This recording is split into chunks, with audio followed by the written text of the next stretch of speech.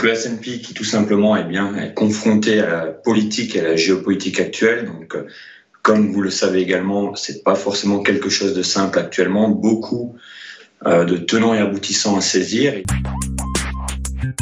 Et c'est l'heure des Market Movers. On va retrouver pour notre rubrique Guillaume Lydie. Bonjour. Bonjour.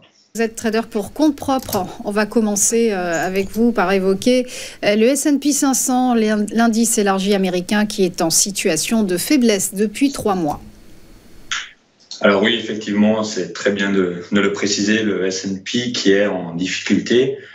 On voit que celui-ci essaye de rechercher des niveaux un peu plus bas, de se charger potentiellement en liquidité. Alors nous pouvons constater les 5729 qui ont été touchés.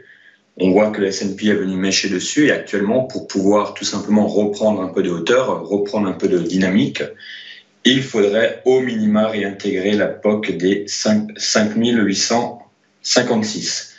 Donc le S&P qui tout simplement est confronté à la politique et à la géopolitique actuelle. Donc comme vous le savez également, c'est pas forcément quelque chose de simple actuellement. Beaucoup de tenants et aboutissants à saisir et je pense que tout simplement, si nous pouvions réintégrer les 5856, nous pourrions retrouver un peu de hauteur.